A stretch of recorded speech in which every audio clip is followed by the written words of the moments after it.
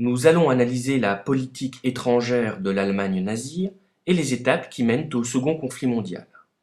Hitler dévoile dès 1924, dans Mein Kampf, ses plans pour l'Europe.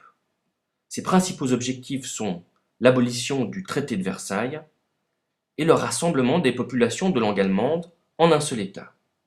Hitler se tourne d'abord vers la Sarre. Après la Première Guerre mondiale, le traité de Versailles de 1919 avait accordé à la France la propriété des mines de charbon et placé le territoire sous mandat de la Société des Nations. En janvier 1935, la Société des Nations organise un vote demandant aux Sarrois s'ils souhaitent intégrer l'Allemagne.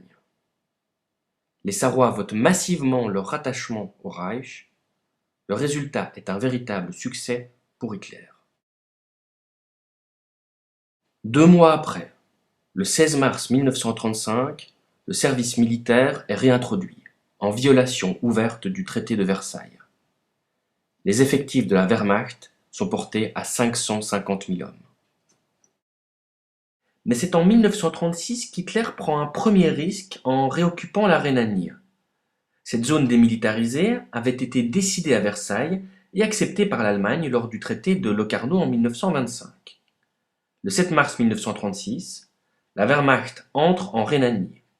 La Grande-Bretagne et la France condamnent cette action, mais n'interviennent pas, alors qu'Adolf Hitler avait prévu de reculer s'il rencontrait une résistance.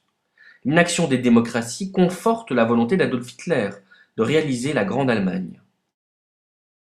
Après ses premiers succès de 1935 et 1936, Hitler se tourne vers son pays natal, l'Autriche. Le 12 mars 1938, l'Autriche est occupée militairement. L'Anschluss qui l'intègre au Troisième Reich est ratifié par un plébiscite en avril. À nouveau, les démocraties se bornent à protester verbalement. Après l'Autriche, Hitler s'attaque à la Tchécoslovaquie. Alors la Tchécoslovaquie, créée en 1918, était un État clé en Europe de l'Est. C'était la dernière démocratie parlementaire. Elle fut créée sur les ruines de l'Empire austro-hongrois et était composée d'un large éventail de nationalités. 6 500 000 Tchèques à l'ouest, on a 3 500 000 Allemands dans la région des Sudètes, 2 millions de Slovaques à l'est, une minorité hongroise au sud et des minorités polonaises et ukrainiennes. Hitler va réclamer l'annexion des Sudètes. Cette demande sera bien évidemment refusée par le gouvernement tchécoslovaque. Une conférence est organisée à Munich pour sauver la paix. Elle réunit la France, l'Italie, l'Allemagne et le Royaume-Uni. Durant la conférence, Hitler et Mussolini vont dicter leur volonté à la France et à l'Angleterre. La Tchécoslovaquie, quant à elle, est tenue à l'égard des négociations.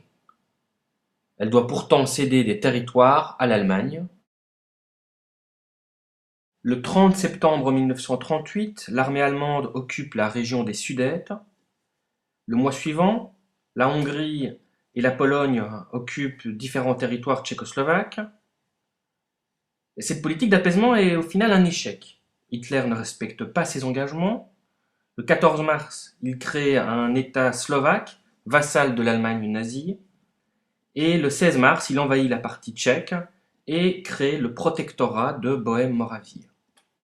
La France et le Royaume-Uni ont sacrifié leur allié tchécoslovaque pour sauver la paix.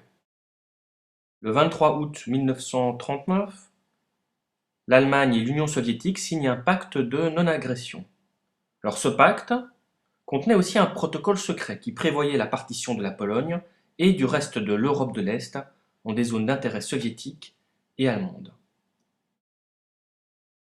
1 mars 1939, le gouvernement allemand adresse un ultimatum oral au ministre des Affaires étrangères de la Lituanie. Les Allemands exigent que la Lituanie leur donne le territoire de Memel, qui fut détaché du territoire allemand à l'issue de la Première Guerre mondiale. La Lituanie est forcée d'accepter l'ultimatum le 22 mars. Pour l'Allemagne, il s'agit de la dernière acquisition de territoire avant le début de la Seconde Guerre mondiale. Le 1er septembre 1939, l'Allemagne envahit la Pologne.